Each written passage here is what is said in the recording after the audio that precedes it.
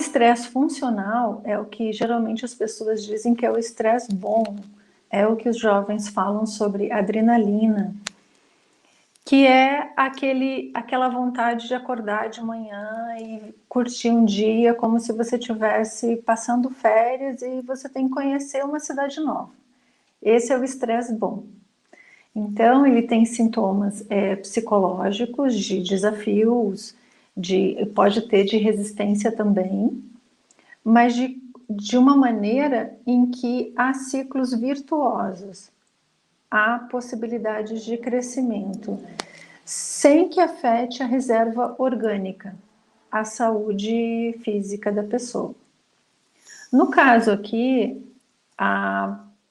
pendeu um pouco para o estresse tóxico. Como que a gente sabe que um estresse está demasiado? Quando os sintomas físicos são sobrepostos aos sintomas psicológicos. Então gera ciclos viciosos. Aquilo que não estava tão bem diante de um estresse tóxico piora. E aquilo que estava bom pode até melhorar se a pessoa souber levar o estresse de uma maneira produtiva e desafiadora. Então, esse é o desafio aqui. Não é fazer um julgamento de valor, mas trazer um conceito da ciência que seja prático na nossa vida cotidiana. Porque todos nós, inclusive os terapeutas e os psicólogos, e assim bem como os médicos, estão passando por essa fase também, né? Então, dentro desse estresse quadrifásico, nós temos, em síntese, 2 tipos de estresse: o estresse positivo funcional ou o estresse tóxico. E cada qual tem essas 2 ramificações. O primeiro é o de alerta, é o estresse normal, o estresse que a gente acorda motivado, como eu já exemplifiquei.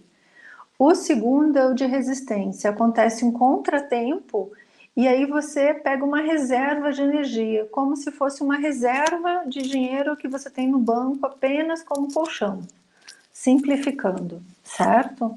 O estresse tóxico, ele tem 2 subtipos. O pré-exaustão, que é quando a pessoa sente uma queda na produtividade, e o outro sintoma que é muito característico dessa fase é a perda do prazer. Das coisas simples, por exemplo, eu adoro o meu trabalho, mas agora eu não tenho mais prazer nenhum com o meu trabalho. Eu não consigo mais me divertir com o meu filho. Então começa a haver uma perda da qualidade de vida em outras áreas da vida, que vão afetando como se fosse um efeito dominó, até chegar a uma fase em que a pessoa não consegue, por exemplo, ali eu coloquei absenteísmo, no ambiente de trabalho, ela começa a faltar, até que ela não vem mais. A próxima imagem, por favor. Aqui, eu trouxe mais essa imagem como provocação. Quando a gente fala no stress ou estresse zero, é o que geralmente as pessoas pensam como marasmo, sem novidade, não tem vento, não tem desafio, é um tédio interminável. Então isso é muito difícil, principalmente para os jovens que estão num pico de energia, um pico hormonal, um pico de crescimento. Então isso para eles, para uma criança, isso é muito sofrido.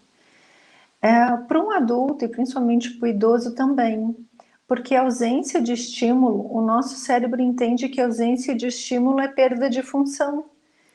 E por isso essa pandemia está sendo tão difícil para as crianças e os jovens, porque, por exemplo, o estímulo na escola tem um estímulo cognitivo, mas sobretudo o estímulo social dos pares. E isso propicia um salto no crescimento, no desenvolvimento neurológico, né? E a ausência desse estímulo, ele causa um certo congelamento, a pessoa vai ficando cada vez mais apática. Então, quando a pessoa fala o estresse, estou estressado, por exemplo, eu quando ouço isso, estou estressado, eu acho positivo, porque não ter estresse nenhum. Imagina uma pessoa que tem uma vida perfeita e não tem nenhum tipo de estresse. Só isso já pode ser um estresse, né? Ela pode perder o sentido da vida. Então, essa ambiguidade a gente precisa analisar o que representa aquilo para a pessoa.